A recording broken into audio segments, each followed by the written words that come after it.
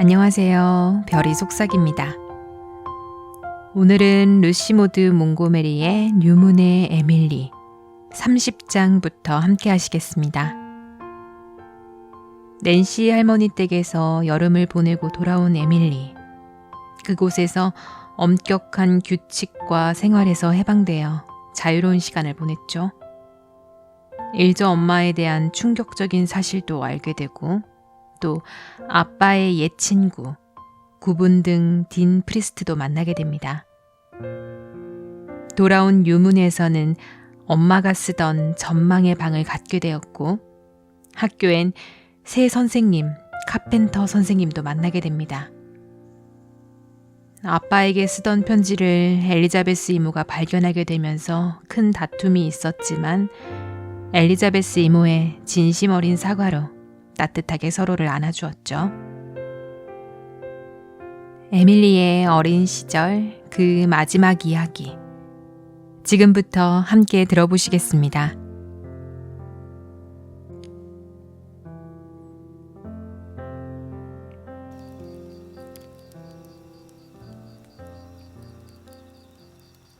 (30장) 막이 걷히는 순간. 전망의 방에서 나눈 그 뜨거운 포옹이 에밀리와 엘리자베스 이모 사이의 모든 갈등을 완전히 사라지게 해주었다고 얘기할 수 있다면 얼마나 좋을까?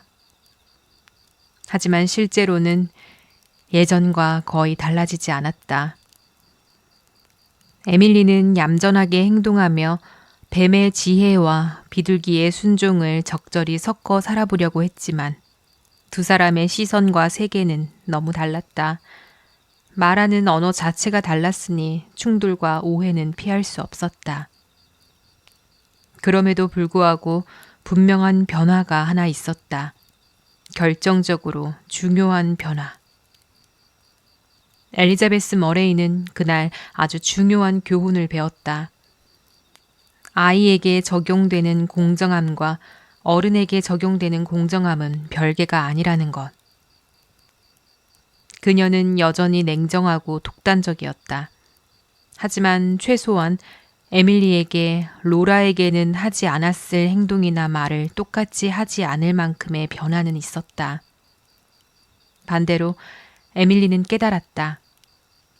겉으로는 차갑고 엄격해 보이는 그 아래 엘리자베스 이모에게도 자신을 향한 애정이 있었다는 것. 그 사실 하나가 세상을 바꿔놓았다. 그녀의 말투나 날카로운 태도는 더 이상 가시처럼 박히지 않았고 메이우드에서 제비뽑기 사건이 벌어진 날부터 마음 한편에 남아있던 작은 쓸쓸함도 완전히 치유되었다. 이제 난 엘리자베스 이모가 의무감으로 나를 키워주신다고는 생각하지 않아. 에밀리는 행복한 마음으로 생각했다. 그 여름 동안 에밀리는 몸도 마음도 영혼도 쑥쑥 자라났다. 삶은 점점 더 풍성해져 갔다. 마치 꽃잎이 한 장씩 열릴 때마다 향기와 빛이 깊어지는 장미처럼. 수많은 아름다움들이 머릿속에 피어났고 에밀리는 그것들을 종이에 옮기려 애썼지만 그 매혹적인 이야기들은 늘 종이에 써놓고 보면 그다지 멋있지 않았다. 그녀는 진짜 예술가가 처음 맞닥뜨리는 아릿한 진실을 깨닫고 있었다. 화가의 캔버스는 그의 꿈이 가진 참된 매혹이 완전히 담기지 않는다. 오래된 글들 중 많은 걸 태워버렸다. 심지어 바다의 아이마저도 재가 되었다. 그러나 전망의 방 난로 위 작은 찬장에는 새로운 원고 더미가 조금씩 쌓여가고 있었다. 에밀리는 이제 그곳에 글을 모아두었다. 다락방의 소파 선반은 더 이상 쓸 수 없었다. 그곳은 한번 모독당했고 이제는 전망의 방이 가장 안전하고도 사랑스러운 공간이었다. 그 방은 에밀리에게 살아있는 존재 같았다. 기쁨을 함께 나누고 슬픔을 다독여주는 친구처럼. 한편 일저 역시 점점 자라 기묘할 만큼 눈부신 아름다움과 개성을 뽐냈다. 자신이 원하는 것 외에는 어떠한 법도 그 누구의 권위도 인정하지 않았다. 로라이모는 그런 일저가 걱정되었다. 저 아이는 너무 빨리 여자가 되고 있어. 누가 보살펴줄까? 당연히 앨런은 절대 아니고. 정말이지. 난 앨런이 못마땅해서 참을 수가 없어. 엘리자베스 이모는 이를 악물듯 말했다. 남들 앞에서는 훈계하고 조언하기를 좋아하면서 정작 자기 집은 보지도 않잖아. 에밀리에 대해서는 나에게 이래라 저래라 하면서 일저에 대해 내가 한마디라도 하면 지붕이 날아갈 듯 소리를 질러대니 아이 엄마가 제 역할을 못했다고 그 딸을 원망하고 방치하는 게 말이 돼? 그 애가 무슨 잘못이라도 했어? 쉿. 로라이모가 말했다. 때마침 에밀리가 응접실을 지나 계단으로 올라가고 있었기 때문이다. 에밀리는 슬프게 미소 지었다. 로라이모가 굳이 쉿쉿하며 주의를 줄 필요는 없었다. 일저의 엄마에 대해 알아야 할 것 중 가장 중요한 단 하나를 제외하고 모르는 것이 더는 없었기 때문이다. 하지만 그 하나, 세상 누구도 모르는 그 진실만큼은 에밀리가 결코 포기하지 않은 채 마음속 깊이 붙잡고 있는 것이었다.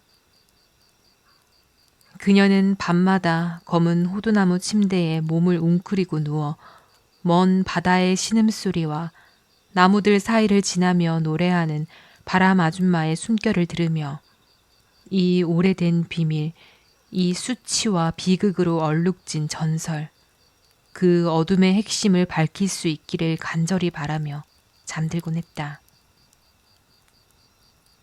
에밀리는 힘없이 전망의 방으로 올라갔다. 우물의 유령의 다음 장면을 조금 더 쓰려 했지만 오늘은 이상하게 마음이 따라주지 않았다. 원고를 벽난로 위 찬장에 넣어두고 그날 온 딘 아저씨의 편지를 다시 읽었다. 두툼하고 유쾌한 편지엔 그가 곧 블레어 워터에 있는 누이 집에 한 달 동안 머물 예정이라고 쓰여 있었다. 하지만 에밀리는 자신이 왜 그 말에 크게 설레지 않는지 이해할 수 없었다. 피곤했고 머리가 지끈거렸다. 태어나서 처음 겪는 두통 같았다. 글을 쓸 수 없다면 차라리 자신의 상상 속 또 다른 인물, 트레버니언 부인이 되기로 했다. 여름 내내 에밀리는 종종 그녀가 되곤 했다. 영국의 어느 백작의 아내이자 유명한 소설가이며 게다가 영국 유일의 여성 하원 의원. 검은 벨벳 드레스와 진주로 장식된 왕관 같은 머리 장식을 쓰고 의회에서 남성 의원들의 조롱과 빈정거림을 의연히 받아치는 인물. 에밀리가 가장 사랑하는 장면은 바로 트레버니언 부인의 웅장한 첫 연설 순간이었다. 그 장면은 언제나 눈부시고 가슴을 울리는 장면이었다. 하지만 에밀리는 자신의 생각만으로 그 장면에 걸맞는 웅대한 말들을 만들어내기 어려워 로열 리더에서 읽었던 피트의 월폴에 대한 대답 중 일부 문장을 빌려 약간씩 변형해 말해보곤 했다. 남성 의원 하나가 여성이라는 이유로 트레버니언 부인을 조롱하자 검은 벨벳 드레스와 머리 위에 얹은 진주의 관이 은은히 빛나는 그녀는 의연하게 자리에서 일어섰다. 순간 회의장은 숨소리 하나 들리지 않는 극적인 정적에 잠겼다.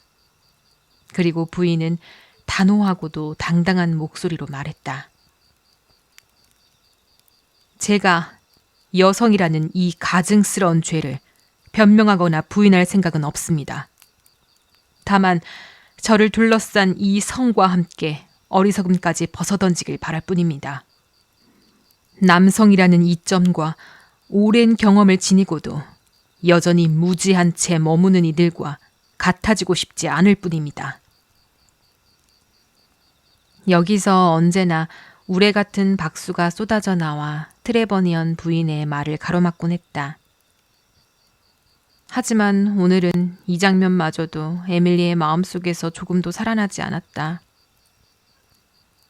하지만 의원님, 여성이라는 사실이 제 유일한 죄는 아닙니다. 이 대목까지 오자 그녀는 결국 포기하고 다시 일저 엄마의 미스터리에 대한 고민으로 빠져들었다. 우물의 유령 이야기의 절정 부분에 대한 불안감과 몸 상태까지 겹쳐 마음이 혼란스러웠다. 누나를 움직일 때마다 아팠고 7월의 무더운 날인데도 한기가 느껴졌다. 목장에서 소를 데려올 시간이 한참 지나 엘리자베스 이모가 방에 올라왔다. 왜 아직도 소를 데리러 가지 않았어? 시간이 그렇게 됐는지 몰랐어요. 머리가 아파요, 엘리자베스 이모. 이모는 말없이 하얀 무명 차양을 올렸다. 붉게 상기된 얼굴, 빨리 뛰는 맥을 확인하자마자 황급히 아래층으로 내려가 페리를 시켜 닥터 번니를 급히 불러오게 했다. 아마 홍역에 걸린 건지도 모르겠어. 닥터 번니는 늘 그렇듯 퉁명스럽게 말했다. 에밀리는 아직 친절을 받을 만큼 아픈 건 아니었다. 대리폰드 쪽에 홍역이 돌고 있었어. 에밀리가 옮을 만한 일이 있었어? 지미, 조벨 부부의 두 아이들이 열흘 전쯤 여기 와서 놀다 갔어요. 같이 어울려 놀았죠. 에밀리는 아무하고나 어울려 다니니까요. 애들이 아프다는 얘기는 듣지 못했는데. 지미 조벨에게 직접 물어보자 그는 결국 솔직히 털어놓았다.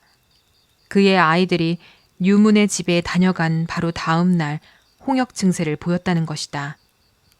따라서 에밀리도 의심할 여지가 없었다. 이번 홍역은 독한 편이에요. 닥터 번니가 말했다. 데리폰드 쪽 아이들 가운데 몇 명은 그 병으로 죽었어. 대부분 프랑스계 아이들이긴 하지만 침대에 누워 있어야 할 때 뛰쳐나와 감기에 걸린 게 화근이지. 에밀리에 대해서는 너무 걱정하지 말아요. 차라리 이번에 한번 앓고 지나가는 게 나아요. 따뜻하게 하고 방은 어둡게 유지해요. 내일 아침에 다시 들르겠어. 처음 사흘, 나흘 동안은 누구도 크게 걱정하지 않았다. 홍역은 누구나 한 번은 앓는 병이었다. 엘리자베스 이모는 정성껏 에밀리를 돌보았고 전망의 방에 소파까지 가져와 밤새 그 옆에서 지냈다. 심지어 밤에는 창문까지 조금 열어두었다. 그럼에도 불구하고 엘리자베스 이모는 오히려 그 탓이라고 생각했지만 에밀리의 상태는 점점 더 나빠졌다. 그리고 닷새째 되는 날 에밀리의 증세는 급격하게 나빠졌다. 열이 순식간에 올랐고 선망이 찾아왔다. 닥터 번니가 와서 약을 바꾸며 불안한 표정을 감추지 못했다. 화이트 크로스에 위중한 폐렴 환자를 보러 가야 하고 또 내일 아침엔 샬롯타운에서 제규엘 부인의 수술에 입회하기로 되어 있어요. 내일 저녁엔 돌아올 겁니다. 에밀리는 지금 몹시 불안정한 상태예요. 열이 났을 때 저렇게 극도로 긴장하면 안 되는데 헛소리를 계속하는군. 바람 아줌마가 대체 뭐요? 모르겠어요. 평소에도 그런 알 수 없는 말을 곧잘 하긴 했지만 분명히 말씀해 주세요, 앨런. 많이 위험한가요? 이 유형의 홍역은 언제나 위험 가능성이 있어요. 지금쯤 발진이 시작되어야 하는데 조짐도 없고 열도 너무 높아요. 하지만 아직 절망적일 정도는 아닙니다. 그랬다면 시내로 갈 생각도 안 했죠. 되도록 안정을 취하도록 해주고 가능하면 아이가 바라는 건 다 들어줘서 마음을 편하게 해줘요. 저렇게 마음이 어지러운 건 좋지 않아요. 굉장히 괴로워 보이는데 요즘 무슨 걱정거리가 있었습니까? 제가 아는 한은 없어요. 엘리자베스 이모는 대답했다. 문득 자신이 에밀리의 속마음을 제대로 알지 못한다는 사실을 쓰디쓴 충격처럼 느꼈다. 에밀리는 어떤 작은 고민도 걱정도 엘리자베스에게 털어놓지 않았을 테니까. 에밀리, 뭐가 그렇게 마음에 걸리니? 닥터 번니가 아주 부드럽게 물으며 작고 달아오른 아이의 손을 자신의 큰 손 안에 지극히 조심스레 감싸쥐었다. 에밀리는 열에 빛나는 눈으로 그를 올려다보았다. 그녀가 그럴 리 없어. 그럴 리 없어. 그런 짓을 했을 리 없어. 물론 안 그랬지. 닥터 번니는 일부러 명랑한 목소리를 냈다. 걱정 마. 절대로 그런 일 없어. 그는 시선으로 엘리자베스 이모에게 무슨 말이죠 하고 물었지만 엘리자베스는 모른다는 듯 고개를 저었다. 누구 말이니 아가? 엘리자베스 이모가 물었다. 그녀가 에밀리에게 아가라고 부른 것은 살면서 처음 있는 일이었다. 하지만 에밀리는 이미 다른 장면으로 넘어가 있었다. 리 씨네 밭의 우물이 뚜껑도 없이 열려 있다며 누군가 반드시 빠질 거라고, 왜 리 씨는 우물을 막아두지 않느냐고 초조하게 읊조렸다. 닥터 번니는 에밀리를 안심시키려고 애쓰는 엘리자베스를 남겨둔 채 화이트 크로스로 급히 떠났다. 문 앞에서 그는 거의 페리 위로 넘어질 뻔했다. 페리는 돌계단 위에 몸을 웅크리고 햇볕에 그을린 다리를 꼭 끌어안고 앉아 있었다. 에밀리는 어때요? 페리는 닥터 번니의 외투자락을 붙잡으며 물었다. 귀찮게 굴지 마. 난 지금 바빠. 닥터 번니는 퉁명스럽게 쏘아붙였다. 에밀리의 상태가 어떤지 말해줘요. 아니면 옷이 뜯어질 때까지 놓아주지 않을 거예요. 저 두 노처녀는 도무지 아무 말도 해주지 않는단 말이에요. 네? 얘기해주세요. 페리가 완강하게 말했다. 아픈 건 사실이지만 아직 심각하게 걱정할 단계는 아니야. 닥터 번니가 외투를 다시 힘껏 잡아당겼다. 하지만 페리는 마지막 한마디를 하고서야 놓겠다는 듯 버텼다. 꼭 낫게 해주세요. 에밀리에게 무슨 일이라도 생기면 난 그 연못에 빠져 죽을 거예요. 그런 줄 아세요? 페리는 그 말을 남기고는 갑자기 손을 놓아버려 닥터 번니가 거의 앞으로 고꾸라질 뻔했다.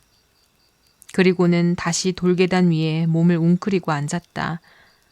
로라와 지미가 잠자리에 들 때까지 그 자리에 앉아 있다가 몰래 집 안으로 들어와 층계에 걸터 앉았다. 거기 있으면 에밀리 방에서 나는 소리를 들을 수 있었기 때문이다. 페리는 밤새도록 그곳에 앉아 마치 보이지 않는 적으로부터 그녀를 지키기라도 하듯 두 주먹을 꽉 쥔 채 버티고 있었다. 엘리자베스 머레이는 2시까지 에밀리 곁을 지켰고 그 뒤를 이어 로라 이모가 자리를 대신했다. 계속 헛소리를 했어. 무언가 마음에 걱정거리가 있는 것 같아. 그냥 선망만으로는 설명이 안 돼. 그녀가 그럴 리 없다는 말만 애원하듯 반복했는데, 로라, 혹시 그때 내가 그 아이의 편지들을 읽었던 일, 그걸 말하는 걸까? 로라는 고개를 저었다. 그토록 동요하는 엘리자베스를 보는 것이 처음이었다. 만약 그 아이가 나아지지 않는다면. 엘리자베스 이모는 끝까지 말하지 못하고 서둘러 방을 나갔다. 로라 이모는 침대 곁에 앉았다. 그녀 역시 걱정과 피로로 지쳐 창백했다. 잠도 제대로 이루지 못했기 때문이었다. 에밀리는 그녀에게 친자식이나 다름없는 아이였고 그 마음을 짓누르는 공포는 단 한순간도 가시지 않았다. 로라는 말없이 기도했다. 에밀리는 뒤숭숭한 잠에 빠져 있었고 회색 새벽빛이 전망의 방으로 스며들 무렵 천천히 눈을 떴다. 그리고 로라 이모를 바라보았다. 아니, 바라보는 듯 하면서도 그 너머 어딘가를 멍하니 응시하는 눈빛이었다. 그녀가 들판을 건너오고 있어요. 에밀리가 높고 맑은 목소리로 말했다. 너무 기쁘게 노래를 부르면서 아기 생각을 하면서 오고 있어요. 막아야 해요. 막아야 해요. 우물을 못 보고 있어요. 너무 어두워서 못 보고 있어요. 떨어졌어요. 떨어졌어요. 그 비명은 날카롭게 터져나와 엘리자베스 이모의 방까지 파고들었고 그녀는 잠옷 차림으로 거의 뛰다시피 방으로 달려왔다. 무슨 일이야, 로라? 로라는 에밀리를 달래려 애쓰고 있었다. 에밀리는 몸을 일으키려 안간힘을 쓰며 뺨은 새빨갛게 달아올라 있었고 눈은 여전히 사나운 불길처럼 멀리 어딘가를 향하고 있었다. 에밀리, 얘야. 그건 그냥 나쁜 꿈이야. 리씨의 우물은 열려있지 않아. 아무도 거기 빠지지 않았어. 빠졌어요. 에밀리는 날카롭게 외쳤다. 그녀가 빠졌어요. 제가 봤어요. 이마에는 하트 에이스가 있었어요. 제가 그 사람을 모를 것 같아요? 에밀리는 다시 베개 위로 쓰러져 신음하며 몸부림쳤다. 로라 이모가 깜짝 놀라 풀어버렸던 두 손이 허공을 헤집듯 흔들렸다. 유문의 두 처녀는 에밀리의 침대 건너편에서 두려움과 충격이 교차하는 눈빛으로 서로를 바라보았다. 누구를 본 거니, 에밀리? 엘리자베스 이모가 물었다. 당연히 일저의 엄마죠. 그녀가 그런 끔찍한 일을 했을 리 없어요. 오래된 우물로 떨어진 거예요. 지금도 그 안에 있어요. 가서 꺼내주세요, 로라 이모. 제발요. 그래. 물론 꺼내줄게, 아가. 로라 이모가 부드럽게 달랬다. 에밀리는 침대에서 몸을 일으켜 다시 로라 이모를 바라보았다. 이번에는 그저 지나쳐 보는 눈이 아니었다. 로라는 그 타는 듯한 두 눈이 자신의 마음을 꿰뚫고 있는 듯한 기분이 들었다. 에밀리가 소리쳤다. 지금 저에게 거짓말을 하고 있어요. 저를 안심시키려고 하는 말일 뿐이잖아요. 꺼낼 생각은 없으면서. 그 순간 에밀리는 갑자기 엘리자베스 이모의 손을 꽉 붙잡으며 말했다. 엘리자베스 이모, 이모는 해주실 거죠? 오래된 우물에서 그녀를 꺼내줄 거죠? 그렇다고 말해주세요. 제발요. 닥터 번니가 했던 말, 가능한 한 그녀가 원하는 걸 들어줘야 한다. 그 말이 엘리자베스 이모의 머릿속에 떠올랐다. 에밀리의 상태가 두려웠고 지금은 무엇이든 그녀를 진정시키는 것이 우선이었다. 그래, 만약 그녀가 그 안에 있다면 꺼내오마. 엘리자베스 이모는 단호하게 말했다. 그러자 에밀리는 그 손을 놓고 힘이 빠진 듯 침대에 쓰러졌다. 눈에서 광기가 스르륵 사라지고 고통으로 일그러졌던 얼굴 위에 커다란 고요함이 내려앉았다. 이모는 약속을 지키실 거예요. 이모는 아주 엄격하시지만 거짓말은 절대 안 하시니까요. 엘리자베스 이모는 방으로 돌아와 떨리는 손으로 옷을 갈아입었다. 잠시 뒤 에밀리가 깊은 잠에 빠진 후 로라 이모가 아래층으로 내려갔을 때 엘리자베스 이모가 지미 삼촌에게 무언가 지시하는 소리가 들렸다. 엘리자베스 언니, 정말 그 오래된 우물을 뒤져보게 할 생각이야? 그래, 나도 너만큼 그게 말이 안 된다는 걸 알고 있어. 하지만 아이를 진정시키려면 약속한 건 지켜야 해. 너도 들었잖아. 내가 거짓말하지 않을 거라고 믿고 있어. 그리고 난 정말 거짓말을 할 수 없어. 지미, 아침을 먹은 뒤 제임스 리를 여기로 불러와. 그 아이가 그 얘기를 어떻게 들었을까? 로라가 물었다. 모르겠어. 누군가는 말했겠지. 어쩌면 낸시 고모일지도 몰라. 하지만 누가 말했든 상관없어. 그 아이는 그 얘기를 들었고 우리가 해야 하는 건 그 아이를 진정시키는 일뿐이야. 우물에 사다리를 내려서 사람 하나 보내 우물 바닥을 살피는 게 어려운 일도 아니고. 문제는 이 일이 얼마나 터무니없어 보일 거냔 거지. 우린 웃음거리가 될 거야. 로라 안에 있는 머레이의 자존심이 강하게 반발하고 있었다. 그리고 묻혔던 옛 추문까지 다시 들춰질 텐데. 상관없어. 엘리자베스는 고집스러울이 많지 단단하게 말했다. 난 그 아이에게 한 약속을 반드시 지킬 거야. 그날 해질 무렵 닥터 번니는 마침 시내에서 돌아오는 길에 뉴문에 들렀다. 며칠째 밤낮 없이 뛰어다닌 탓에 지쳐 보였고 사실은 에밀리 상태가 그가 생각했던 것보다 그를 훨씬 걱정시켰으며 프린스 에드워드 섬에 바람에 쓸린 듯 더 나이 들어 보이기까지 했다. 부엌엔 지미만 있었다. 건초 작업에는 더할 나위 없이 좋은 날씨였지만 지미, 조, 벨과 페리가 바쁘게 건초를 나르고 있음에도 지미는 할 일이 별로 없는 듯 서쪽 창가에 앉아 어딘가 기묘한 표정을 짓고 있었다. 아, 지미, 다들 어디 있죠? 그리고 에밀리는 상태가 어떻소? 에밀리는 좀 나아졌어요. 지미가 말했다. 발진이 시작되고 열도 내렸어요. 지금은 자고 있는 것 같아요. 잘 됐군요. 그 아이를 잃을 순 없지. 그래요. 지미가 말했지만 그 주제에 대해 더 말하고 싶어 하지 않는 듯했다.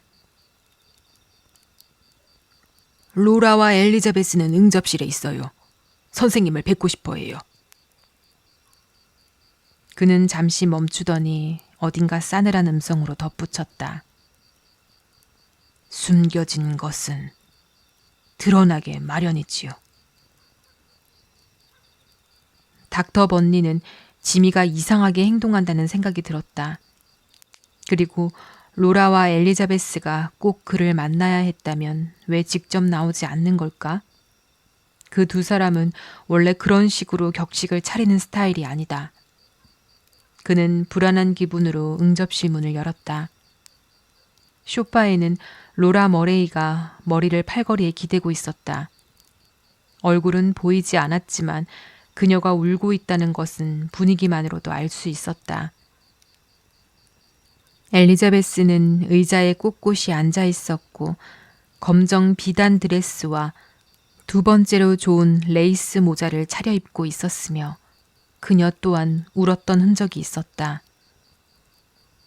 닥터 번니는 로라의 눈물이야 흔한 일이니 대수롭지 않게 여겼지만 엘리자베스 머레이가 울다니 그런 모습을 지금까지 한 번이라도 본 적이 있었던가?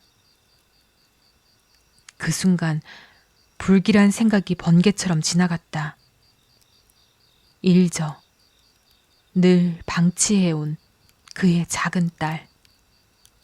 혹시 일저에게 무슨 일이?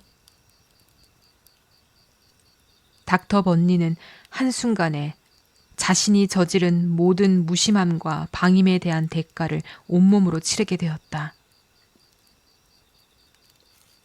무슨 일입니까? 그는 더 거친 목소리로 내뱉었다. 앨런. 엘리자베스 이모가 떨리는 목소리로 말했다. 하나님이 우리를 용서하시길, 우리를 모두 용서하시길.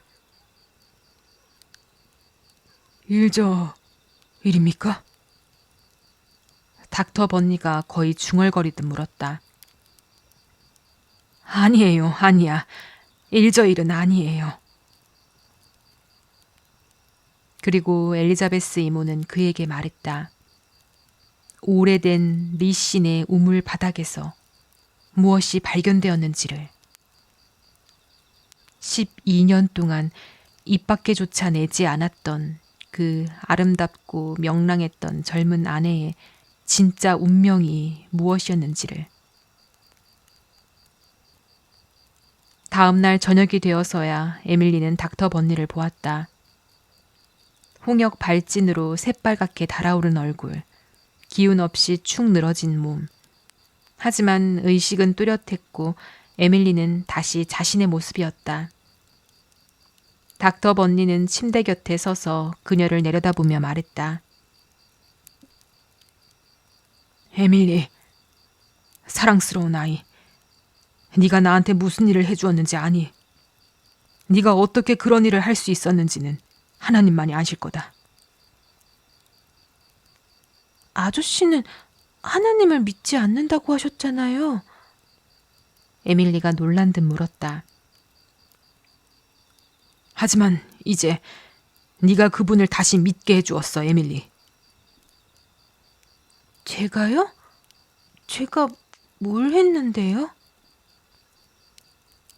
닥터 번니는 에밀리가 열병 속에서 한 말들을 전혀 기억하지 못한다는 것을 알아차렸다. 로라의 말로는 엘리자베스가 약속해주자 에밀리가 오랫동안 깊이 잠들었고 눈을 떴을 때는 열이 내려 있었고 발진이 시작되었다고 했다.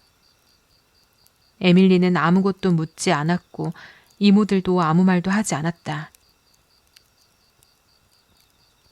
네가 좀 더 회복되면 모든 걸 이야기해 줄게. 닥터 번니는 부드럽게 미소 지으며 말했다. 그 미소에는 슬픔이 깃들어 있었지만 그 속에는 또 한 가지 형언하기 힘든 따스함도 있었다. 이제는 입술뿐 아니라 눈도 웃고 있어. 에밀리는 그렇게 생각했다.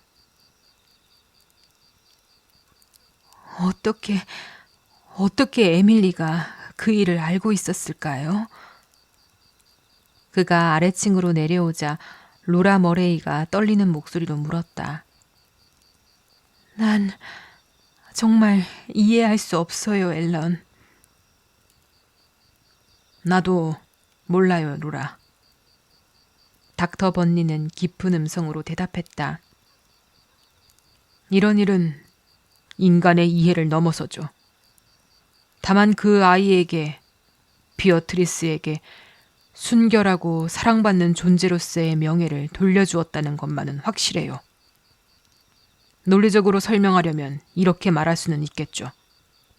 에밀리는 아마 비어트리스 이야기를 들었고 그 일로 마음속에 깊이 괴로워했던 거죠. 그럴 리가 없다고 반복하던 걸 생각해보면 말이에요.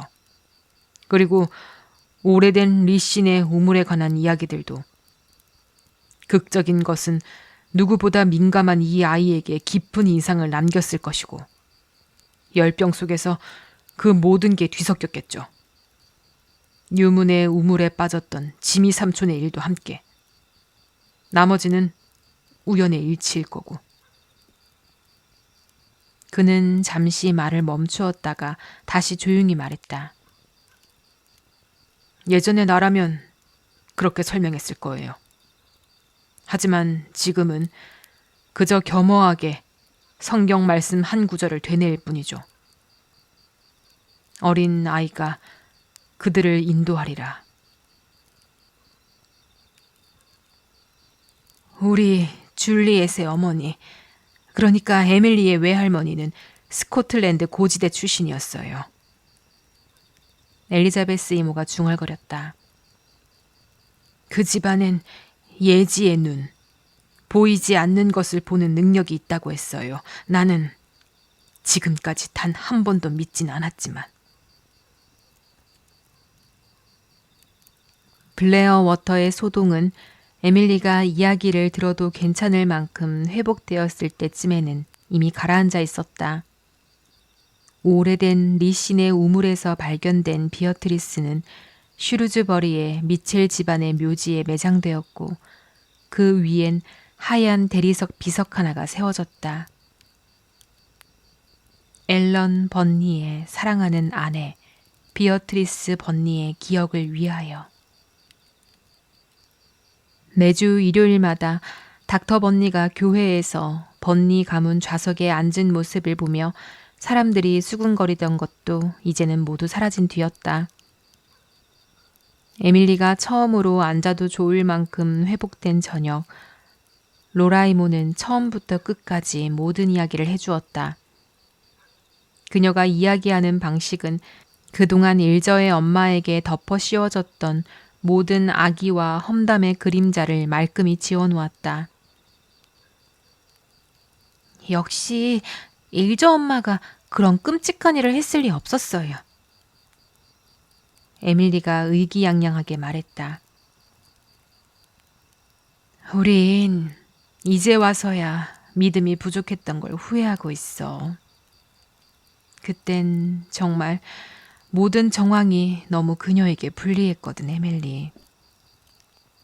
그녀는 밝고 아름답고 명랑한 사람이었어. 그래서 그때는 사촌 오빠와 정말 자연스럽게 가까운 사이라고 생각했어. 지금 우리가 알게 된 그대로 말이야. 하지만 그녀가 사라진 뒤엔 우린 다르게 생각했지. 제임스 리 씨가 기억하고 계셨어. 비어트리스가 실종된 그날 밤 우물 뚜껑이 열려 있었다고. 농장 일꾼이 썩은 판자를 치우고 새 판자를 바로 얹으려 했는데 그날 저녁 갑자기 로버트 그리어슨 집에 불이 났고 사람들이 모두 그리로 달려갔던 거야. 불이 꺼졌을 땐 이미 너무 어두워서 우물 판자를 덮지 못했고 이튿날 아침에야 자신이 새 판자를 덮지 못했다고 말했던 거지. 리 씨는 크게 화를 냈어. 뚜껑도 없이 우물을 방치했다니 엄청난 부주의라고. 그래서 다음 날 새 판자를 직접 얹었지만 우물 안은 내려다보지 않았어. 봤더라도 아무것도 보이지 않았을 거야. 벽면에서 자란 고사리들이 안쪽을 완전히 가리고 있었으니까. 그해 수확도 끝난 뒤였고 그 다음 봄이 오기 전까지 아무도 그 밭에 가지 않았어. 비어트리스의 실종을 그 열려있던 우물과 연결지은 사람은 아무도 없었지. 어떻게 그럴 수 있었을까 싶지만 그땐 악의적인 소문이 이미 너무 퍼져 있었어. 비어트리스가 레이드 오브 윈즈호에 올라탄 것을 본 사람도 있었으니 그 배에서 다시 내리지 않았다고 모두가 당연하게 여겼던 거야. 하지만 그녀는 배에서 내렸고 돌아오던 길에 리신의 밭에 오래된 우물에 빠져 죽음을 맞았던 거지. 참혹한 결말이었지만 우리가 그동안 믿어왔던 것보다는 덜 끔찍했지. 우린 죽은 사람에게 12년 동안 죄를 덮어씌운 셈이니까. 그런데 에밀리, 넌 어떻게 한 거니? 에밀리는 조용히 말했다. 저도 잘 모르겠어요. 번니 아저씨가 오셨을 때는 아무 기억도 없었는데 지금은 어렴풋이 꿈처럼 기억나는 게 있어요. 일저 엄마가 밭을 건너오는 모습이었어요. 노래하면서요. 주위는 어두웠는데 이상하게 하트 에이스만 이마에 보였어요. 이모, 전 모르겠어요. 생각하면 왠지 좀 무서워요. 이제 이 이야기는 다시 하지 말자. 말하지 않는 편이 더 나은 일들도 있단다. 하나님만이 아시는 비밀 같은 것들. 로라 이모가 부드럽게 말했다. 그럼 일저 아빠는 이제 일저를 사랑하세요? 에밀리가 재빨리 물었다. 사랑하다 마다 잃어버린 12년의 사랑을 한꺼번에 쏟아붓는 것 같단다. 전에는 방치하더니 이젠 지나치게 응석바지로 만들겠지. 엘리자베스 이모가 마침 에밀리의 저녁을 들고 들어오다가 로라의 대답을 듣고 그렇게 말했다. 일저를 망치려면 상당한 애정이 필요할 거야. 로라 이모가 웃었다. 그 아이는 마치 사랑을 목마른 스펀지처럼 빨아들이는 중이란다. 그 아이도 자기 아빠를 무척 사랑하고 있어. 그 오랜 세월의 외면에도 원망이라곤 한 점도 없어. 그래도 쉽게 끝날 일은 아니야. 엘리자베스 이모가 단호히 말했다. 그 표정과 달리 에밀리의 등을 받쳐주는 손길은 놀랄 만큼 다정했다. 일저는 12년 동안 제멋대로 자랐어. 이제 와서 얌전히 만들려면 고생 좀 할 거야. 아마 평생 걸릴지도 모르지. 사랑은 놀라운 일을 이뤄내지. 로라 이모가 잔잔하게 말했다. 일저는 지금 당장이라도 널 보고 싶어해, 에밀리. 하지만 전염 위험이 없어질 때까지 기다려야겠지. 내가 편지를 써도 좋다고 말했지만 네 눈이 아직 좋지 않아서 내가 읽어줘야 한다고 했더니 그럼 네가 직접 읽을 수 있게 될 때까지 그냥 기다리겠다라고 하더구나. 아마도 너에게 들려줄 이야기가 엄청나게 많은 모양이야. 저 지금 제가 얼마나 행복한지 몰라요. 에밀리가 숨을 내쉬었다. 그리고 엘리자베스 이모, 배가 고프다는 느낌이 이렇게 좋은 줄 처음 알았어요. 뭔가 씹을 수 있다는 게 이렇게 행복한 일일 줄 미처 몰랐어요. 31장 에밀리의 위대한 순간. 에밀리의 회복은 다소 더뎠다. 몸은 빠르게 나았지만 마음과 영혼에는 아직 나른함이 남아있었다. 숨겨진 세계의 심연을 들여다보고 돌아오면 반드시 치러야 하는 대가가 있는 법이었다. 엘리자베스 이모는 풀이 죽어 있다고 했지만 에밀리는 자신이 우울해지고 있다고 생각하지 않았다. 단지 삶의 맛이 잠시 옅어진 듯 했다. 무언가 생기를 돌게 하던 샘물이 깊은 곳에서 한번 빠져나갔다가 천천히 다시 차오르는 느낌이었다. 에밀리가 조금씩 생기를 찾아갈 무렵 어이없게도 에밀리에게는 함께 놀 친구도 없었다. 페리, 일저, 테디가 같은 날 모두 홍역에 걸렸기 때문이다. 켄트 부인은 처음엔 테디가 뉴문에서 감염을 옮아왔다고 불같이 화를 냈지만 세 아이 모두 데리폰드 아이들이 왔던 주일학교 소풍에서 동시에 옮은 것이었다. 그 소풍은 블레어 워터 전역에 홍역을 퍼뜨리는 재앙이 되었다. 그야말로 홍역의 향연이었다. 테디와 일전은 비교적 가볍게 앓았지만 페리는 첫 증상이 나타나자마자 고집을 부려 톰 고모에게 돌아갔다가 거의 죽음의 문턱까지 갔다. 에밀리가 너무 충격받지 않도록 페리가 위독하다는 사실을 이모들은 에밀리가 완전히 낫기 전까지는 알리지 않기로 했다. 심지어 엘리자베스 이모까지 페리를 걱정했다. 페리가 집안에서 얼마나 중요한 존재였는지 그제야 깨달은 듯했다. 그 외로운 시기에 딘 아저씨가 블레어 워터에 머물렀다는 것은 에밀리에게 큰 행운이었다. 딘과의 동행은 에밀리가 완전히 회복하는 데 무척 큰 도움이 되었다. 둘은 트위드가 옆에서 컹컹거리며 뛰노는 가운데 블레어 워터 곳곳을 오랫동안 산책하며 에밀리가 그때까지 못 봤던 길과 장소들을 탐험했다. 초승달이 밤마다 차오르는 모습을 함께 바라보았고 노을이 퍼지는 신비로운 길 위에서 황홀한 대화를 나누었으며 산바람이 부르는 노래를 따라갔다. 그리고 딘은 밤하늘을 수놓은 별자리와 그에 얽힌 오래된 신화를 하나하나 들려주었다. 그야말로 마법 같은 한 달이었다. 하지만 테디가 회복한 첫날 에밀리는 곧장 텐시 패치로 달려갔기 때문에 그 이후로 딘 프리스트는 혼자서 산책해야 했다. 엘리자베스 이모는 딘을 무척 정중하게 대했지만 프리스트 폰드의 프리스트 집안을 그리 좋아하는 편은 아니었다.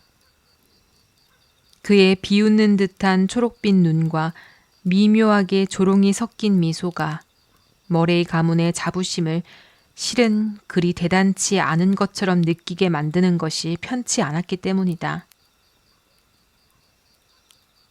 프리스트 집안 특유의 느낌이 있어. 딘에게는 그 기운이 다른 이들처럼 강하진 않지만 말이야. 그래도 에밀리에게 도움이 되는 건 사실이야. 딘이 오고 나서부터 에밀리에게 다시 생기가 돌고 있어. 엘리자베스는 로라에게 말했다. 실제로 에밀리는 점점 활기를 되찾았다. 그리고 9월, 홍역 소동이 잦아들고 딘 아저씨가 어느 날 갑자기 유럽으로 훌쩍 떠난 뒤 에밀리는 다시 학교에 갈 준비가 되었다. 조금 더 키가 크고 조금 더 여위고 조금 더 덜 어린아이 같은 모습. 그리고 죽음의 그림자를 바라보고 묻혀있던 비밀의 수수께끼를 풀어본 후 영혼 깊은 곳에 그 세계의 흔적을 담아온 눈. 그 신비로운 회색 눈동자를 카펜터 선생님은 단번에 알아보았다. 몸은 아직 아이지만 영혼의 어린 시절은 뒤에 두고 왔군. 그는 중얼거렸다. 어느 황금빛 가을 오후 카펜터 선생님은 투덜거리며 말했다. 네 시 좀 가져와 봐라. 처음부터 너에게 시를 쓰라고 격려한 적도 없고 지금도 그럴 생각은 없어. 진짜 시를 쓰는 사람은 거의 없어. 너도 못 쓸 가능성이 크지. 하지만 네 작품이 정말 가망 없는 것이라면 그걸 솔직히 말해줄 거다. 헛된 꿈으로 평생을 허비하게 둘 수는 없으니까. 만약 가능성이 조금이라도 있다면 그것도 똑같이 솔직하게 말해주마. 그리고 네가 쓴 이야기들도 가져와. 지금은 쓰레기겠지만 그래도 계속해볼 이유가 있는지 내가 판단해보지. 그날 저녁 에밀리는 매우 진지하게 작품들을 골라 묶고 또 지우며 시간을 보냈다. 작은 시 한 묶음, 그리고 자신이 생각하기에 최고라고 여기는 이야기들이 담긴 지미북 한 권을 챙겼다.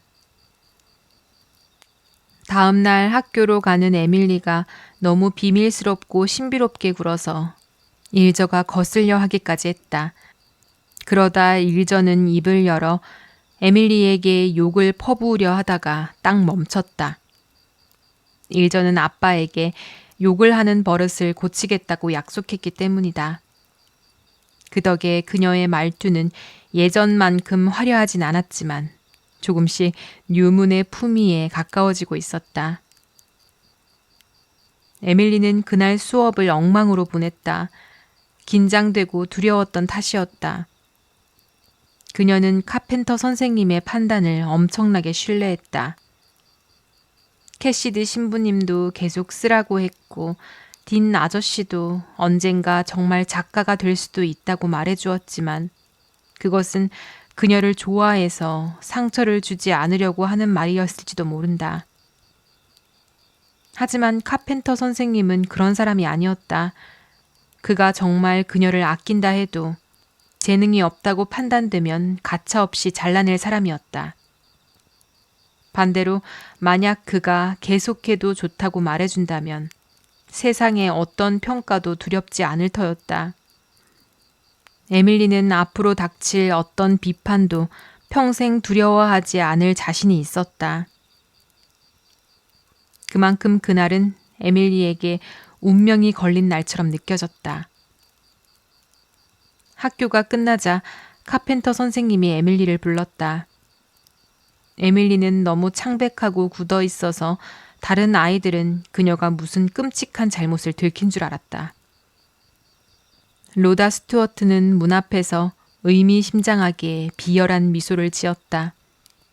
하지만 에밀리는 그런 것조차 볼 여유가 없었다. 지금 그녀는 인생의 중대한 법정에 서 있었고 판사는 카펜터 선생님이며 그의 판결에 자신의 모든 미래가 달려있다고 느꼈다.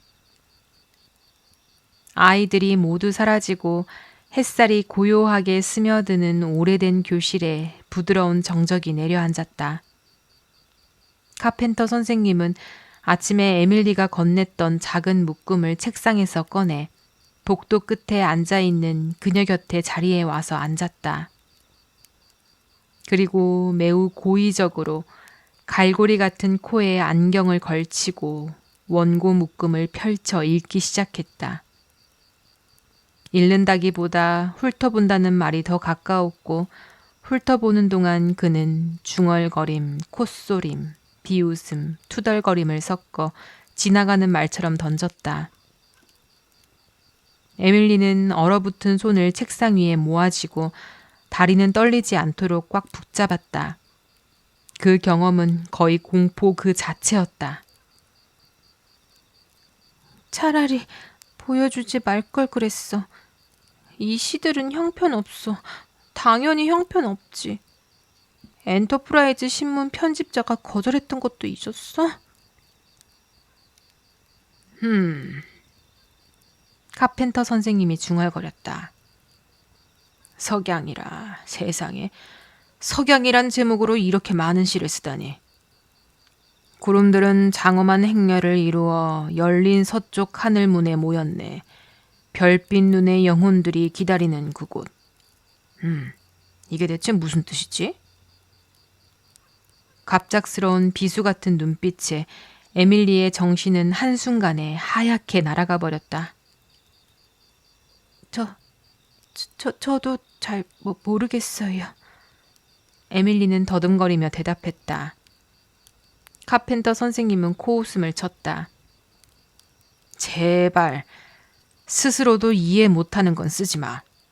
그리고 이것 봐. 삶에게라는 시. 삶이여, 나는 무지개 같은 기쁨은 바라지 않나이다. 이게 진심이야? 응? 생각을 해봐. 넌 정말 삶에서 무지개 같은 기쁨을 바라지 않는다고? 그의 날카로운 눈빛이 그녀를 관통했다. 에밀리는 그 순간 그 시에 적힌 고상하고 도덕적인 말들이 왠지 부끄럽고 거짓되게 느껴졌다. 아니요. 그녀는 작게 그러나 솔직하게 말했다. 전 무지개 같은 기쁨을 원해요. 많이요. 그렇지. 누구나 그렇지. 우리는 못 얻고 너도 못 얻겠지만 적어도 시에서는 거짓말은 하지 말아라. 카펜터 선생님은 다음 페이지로 넘어갔다. 산의 폭포에게 바위 위에 들이운 신부의 베일 같은 하얀 물줄기. 좋아.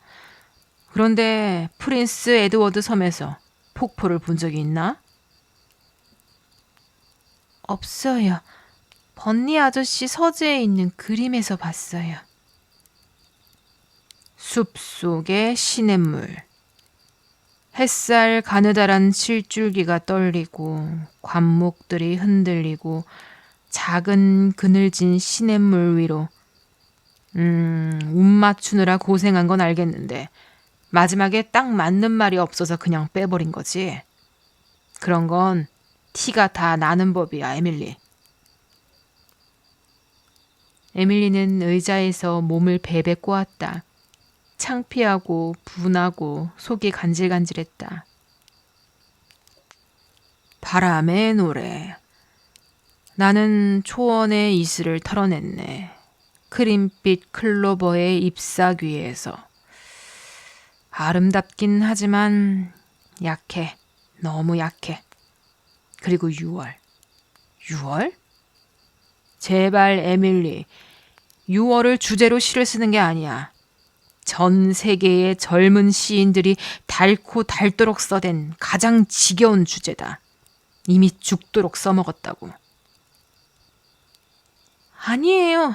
6월은 영원해요. 에밀리가 불쑥 외쳤다. 눈빛에 반항적인 불꽃이 번뜩였다. 카펜터 선생님이 말하는 대로 듣고만 있을 생각은 없었다. 하지만 카펜터 선생님은 6월 시의 첫 줄도 읽지 않은 채 휙 던져버렸다. 나는 굶주린 세상이 지겹다. 네가 굶주린 세상이 뭔지 알기나 하니? 유문의 오래된 나무들과 두 할머니들 사이에서 편안하게 자란 네가 겨울에게 바치는 노래. 계절이라는 건 젊은 시인들이 반드시 앓고 지나가는 일종의 병인 것 같구나. 봄은 잊지 않으리라. 이 부분 괜찮군. 이 시에서 유일하게 좋은 구절이야. 방랑. 언덕에 어둑한 소나무들이 구슬프게 흥얼거리는 수수께끼의 비밀을 나는 알았네. 그래? 그 비밀을 알았다고? 정말? 전 그걸 항상 알고 있었던 것 같아요. 에밀리는 꿈꾸듯 대답했다. 방금 마음 어딘가를 스치고 간 말로 할 수 없는 황홀한 반짝임 때문이었다. 목표와 열망. 너무 교훈적이야. 너무 딱딱해. 젊어서 가르치려고 들면 안 돼. 사람은 늙어야 가르칠 수 있어. 그리고 늙으면 가르치고 싶지도 않지. 그녀의 얼굴은 창백하고 고운 별빛 같았네. 혹시 이 시를 쓸 때 거울 속 네 얼굴을 보고 쓴 거냐? 아니요. 에밀리는 화난 목소리로 대답했다. 언덕 위에서 깃발처럼 흔들리는 새벽빛. 좋은 시다. 이건 좋은 시야. 아, 이런 황금빛 아침이라면 살아있다는 것만으로도 기쁨이라네. 이건 워즈워스의 말투를 너무 흉내냈군. 네 말투가 아니야. 9월의 바다. 푸르고 엄숙하게 빛나는. 엄숙하게 빛난다고? 도대체 어떻게 이런 정확한 형용사를 끌어낼 수 있었지? 아침. 밤을 따라다니는 비밀스러운 두려움들. 밤을 따라다니는 두려움이 어떤 건지 네가 안다고? 조금 알고 있어요. 에밀리는 단호하게 말했다. 위더 그레인지에서 보냈던 첫날 밤을 떠올리며. 죽은 하루를 위하여.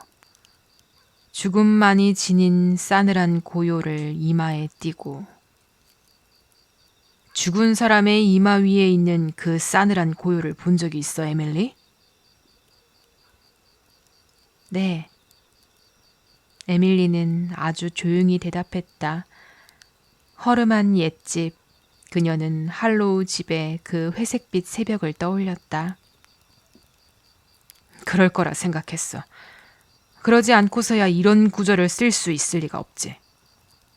그나저나 너 몇 살이더라, 마갈량이 아가씨? 지난 5월에 13살이 됐어요. 조지 어빙 부인의 갓난 아들에게 바치는 노래. 아, 제발 제목 공부 좀 해라, 에밀리. 모든 것에는 유행이 있는 법이야. 너의 제목들은 유문의 촛대만큼이나 시대에 뒤떨어졌어. 붉은 입술은 아름다운 꽃처럼 그녀의 가슴에 꼭 붙어 잠들고. 이 구절 말고는 읽을 가치도 없구나. 9월, 오 세상에. 네가 건드리지 않은 달이 있긴 하니? 바람 부는 초원 추수로 깊어가고. 좋은 구절이다.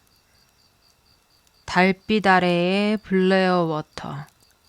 가벼워. 한마디로 영혼 없는 거미줄이야. 뉴문의 과수원. 유혹하듯 울리는 웃음소리와 옛 노래와 유쾌한 처녀들과 사내들. 좋은 구절이다. 유문엔 정말 유령이 들끓나 보군. 죽음의 사악한 하수인은 제 할 일을 다했고. 에디슨 시대였으면 모를까. 지금은 아니야. 너의 푸른 물결에 보일 듯 말 듯한 미소는 수백만의 햇살이 노니는 무덤. 끔찍하구나, 에밀리. 이건 끔찍해. 무덤이 놀이터냐? 묻혀있는데 어떻게 뛰놀아? 에밀리는 몸서리치며 얼굴을 붉혔다. 왜 스스로 미처 깨닫지 못했을까? 웬만한 바보라도 알아챌 수 있을 텐데. 나아가라 배들이여, 하얀 날개여, 계속 나아가라. 지평선의 보랏빛 장막을 지나 시야에서 사라질 때까지. 새벽빛이 물드는 시간에도, 새벽별 아래서도 계속 나아가라. 한심하군, 한심해. 그래도 아름다운 데는 있어. 부드럽게 출렁여라, 보랏빛 파도여. 나는 꿈을 꾼다. 꿈은 달콤하니 이젠 깨어나지 않으리. 하지만 무언가 이루고 싶다면 깨어나야지. 그리고 에밀리, 넌 같은 시에 보랏빛이라는 말을 2번이나 썼구나. 황금빛 열기에 휩싸인 미나리 아제비. 황금빛 열기라.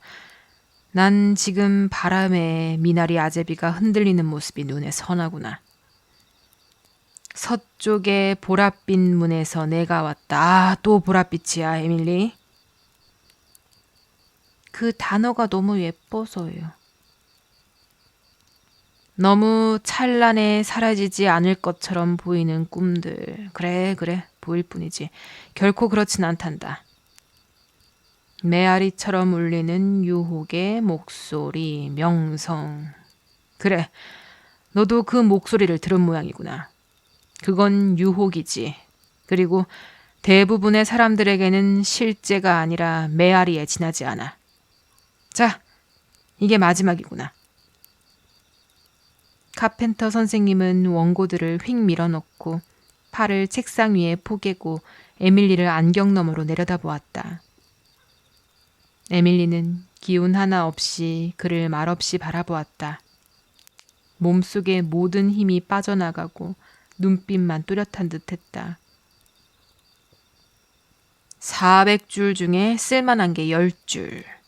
비교적 좋다는 말이지. 나머지는 전부 헛소리. 헛소리야, 에밀리. 저도 그렇게 생각해요. 에밀리는 힘없이 대답했다. 에밀리의 눈이 눈물로 가득 찼다. 입술도 떨렸다. 도저히 참을 수가 없었다. 자존심은 실망의 쓰라림 앞에서 어찌할 수 없이 잠겨버렸다. 자신이 마치 누군가가 후 하고 불어서 꺼버린 촛불이 된 것 같았다. 왜 우는 거지? 카펜터 선생님이 물었다. 에밀리는 눈물을 깜빡이며 애써 웃어 보였다.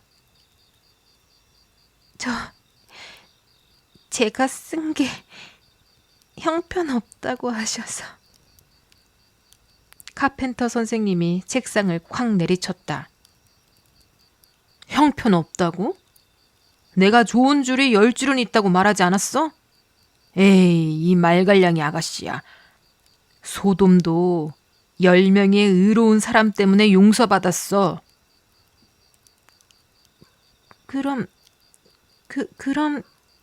그러니까 꺼졌던 촛불이 다시 타오르는 듯 했다. 물론 그렇지. 네가 13살에 10줄의 좋은 시를 쓸 수 있다면 20살에는 10줄의 10배나 되는 좋은 시를 쓸 수 있을 거다. 신들이 너에게 호의적이라면 말이지. 하지만 세월을 너무 믿어서는 안 돼. 10줄 썼다고 해서 자신이 천재라고 착각도 하지 마라. 뭔가 네 안에서 말하려고 애쓰는 게 있는 건 분명하지만 그걸 표현하려면 네 자신이 먼저 제대로 된 도구가 되어야 한다. 열심히 해야 하고 희생해야 하고. 넌 상당히 질투심 많은 이 여신을 선택한 거야. 그 여신은 절대로 제 신도를 놓아주지 않아. 비록 어느 순간부터 그들의 기도는 들어주지 않는다 해도. 근데 거기 손에 들고 있는 건 뭐지? 심장이 벅차게 뛰는 에밀리는 자신이 가장 아끼는 지미북을 그에게 내밀었다. 행복이 몸 전체로 퍼져 은은히 빛이 나는 듯했다. 그녀는 자신의 멋진 미래가 눈앞에 펼쳐지는 걸 보았다. 시인 에밀리 비스타, 떠오르는 젊은 소설가 이 버드스타. 그러나 카펜터 선생님의 갑작스러운 웃음소리에 그 황홀한 상상은 산산이 깨졌다. 에밀리는 살짝 불안해졌다. 저 책에는 웃길 만큼의 내용은 없는데 그 안에는 단지 요즘 쓴 새 이야기 몇 편뿐인데. 나비 여왕은 소박한 동화이고 실망의 집은 오랜 세월 끝에 희망이 이루어지는 꿈에 관한 이야기다. 숲의 비밀은 눈의 정령, 비의 정령, 안개의 정령, 달빛의 정령에 등장하는 이야기인데. 그럼 넌 내가 기도하는 모습이 보기 안 좋다고 생각했구나. 카페터 선생님이 말했다. 에밀리는 숨이 턱 막혔다. 무슨 일이 벌어진 건지 파악했다. 지미북을 낚아채려 필사적으로 손을 뻗었다. 그러나 놓쳤다. 카펜터 선생님은 노트를 치켜들고 그녀를 조롱하듯 흔들었다. 에밀리는 지미북을 잘못 건넨 것이었다. 그리고 이 노트에는 끔찍하기 짝이 없었다. 들어있어야 할 건 없고 없어야 할 건 가득했다. 블레어 워터 모든 사람들에 대한 묘사. 그리고 무엇보다 카펜터 선생 본인에 대한 아주 길고 아주 자세한 묘사가 잔뜩 담겨 있었다. 그를 있는 그대로 그려내겠다는 욕심에 에밀리는 언제나 그랬듯 무자비할 정도로 솔직했고, 특히 아침마다 학교 하루를 여는 기도 시간에 그가 짓곤 하는 별난 표정들까지 남김없이 기록해 두었다. 그녀의 뛰어난 묘사력 덕분에 카펜터 선생님은 그 글 속에서 살아 움직이고 있었다. 에밀리는 몰랐지만 카펜터 선생님은 그것을 보며 마치 거울 속 자신의 모습이라도 본 듯 이야기 속 자신을 인식했고, 그 생생한 표현력이 너무 마음에 들어 다른 건 모두 잊을 만큼 흡족해 했다. 게다가 에밀리는 그의 단점만 아니라 장점도 똑같이 정확하고 뚜렷하게 그려두었다. 그 중에는 이런 문장들도 있었다. 그는 아는 것이 참 많아 보이지만 그 지식들이 과연 어디에 쓰일 수 있을지 의문이다. 그가 월요일마다 검은 코트를 입는 건 그걸 입으면 자기 자신에게 어제 술 마신 게 아니었다고 느껴지기 때문인 것 같다. 대체 누가 이 작은 아가씨에게 이런 통찰력을 가르친 걸까? 아하, 이 아이의 여신은 결코 에밀리를 그냥 놓아주지 않겠구나. 죄송해요. 에밀리는 창백한 피부 위로 홍당무처럼 붉게 달아오르며 말했다. 카펜터 선생님이 말했다. 죄송하긴. 네가 지금까지 쓴 시며 앞으로 쓸 모든 시를 전부 보여준다 해도 난 이걸 절대 놓치지 않을 거다. 이건 문학이다. 문학. 네가 고작 13살이라는 게 믿기지 않을 정도야. 하지만 네 앞에 무엇이 기다리고 있는지는 모를 거다. 돌투성이 언덕길, 가파른 오르막, 매질 같은 좌절, 끝없는 실망. 현명하다면 그냥 평지에 머물도록 해. 에밀리, 넌 왜 글을 쓰고 싶은 거지? 이유를 말해봐. 유명해지고 돈도 벌고 싶어서요. 에밀리는 차분하게 말했다. 그건 다들 그렇지. 그게 다냐? 아니요. 전 그냥 쓰는 게 좋아요. 그거 훨씬 낫군. 하지만 아직 부족해, 아직은. 자, 이걸 대답해봐. 만약 네가 평생 교회 박쥐만큼 가난하게 살 거라는 걸 알게 돼도, 네 글이 단 한 줄도 세상에 발표되지 않을 거라는 걸 알게 돼도, 그래도 계속 쓰겠어? 정말 그럴 거냐? 그럼요. 당연하죠. 전 써야 해요. 어떨 땐 도무지 참을 수가 없어요. 그냥 써야만 해요. 그렇다면 내가 무슨 조언을 한 듯 헛수고지. 네 안에 오르는 힘이 있다면 올라야 한다. 어떤 사람들은 반드시 언덕을 바라봐야 해. 평지에서는 숨조차 제대로 못 쉬는 법이지. 그런데도 오르지 못하게 막는 약점이라도 있으면 그땐 신이 도우시길 빌 수밖에. 넌 지금은 내가 무슨 말을 하는지 하나도 못 알아듣겠지. 그래도 계속 가라. 올라가.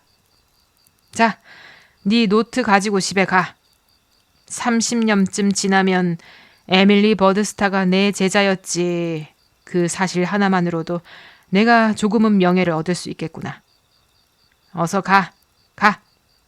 나에 대해 써놓은 무례한 그 글이 떠올라서 널 정식으로 혼내주기 전에.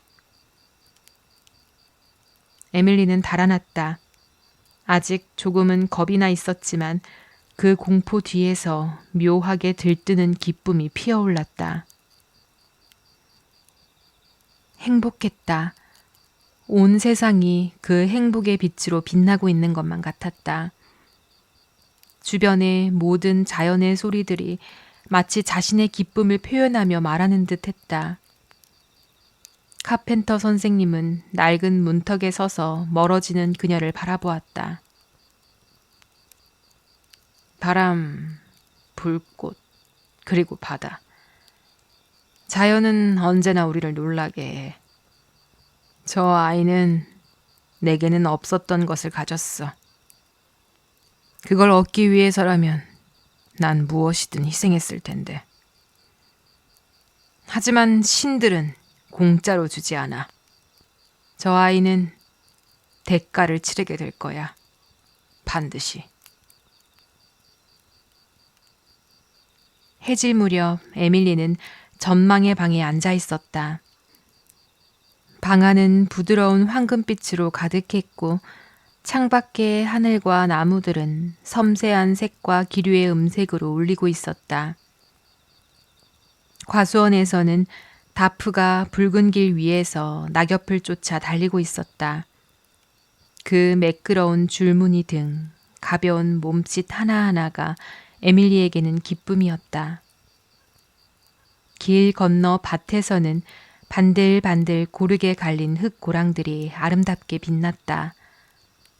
초록빛에 가까운 저녁 하늘에는 첫 별이 희미하게 번져 올라오고 있었다. 가을밤의 바람은 언덕 너머에서 동화나라의 나팔을 불어대고 있었고 오만한 존의 숲에서는 마치 요정이나 숲의 정령들이 웃는 듯한 소리가 들려왔다. 일저, 페리, 테디가 거기서 에밀리를 기다리고 있었다. 해질녘에 모두 모여 놀기로 약속되어 있었다. 곧 가야겠지만 아직은 아니었다. 마음이 너무 벅차서 먼저 이 기쁨을 글로 쓰지 않고는 현실의 세계로 돌아갈 수 없었다. 예전 같았으면 아빠께 편지로 썼겠지만 이제 더는 그럴 수 없었다. 책상 위엔 새 지미북이 놓여 있었다. 에밀리는 그것을 당겨 펜을 들고 깨끗한 첫 장에 이렇게 적었다. 프린스 에드워드 섬, 블레어워터, 뉴문, 10월 8일. 나는 일기를 쓰기로 한다. 내가 죽은 뒤 출판되기를 바라면서.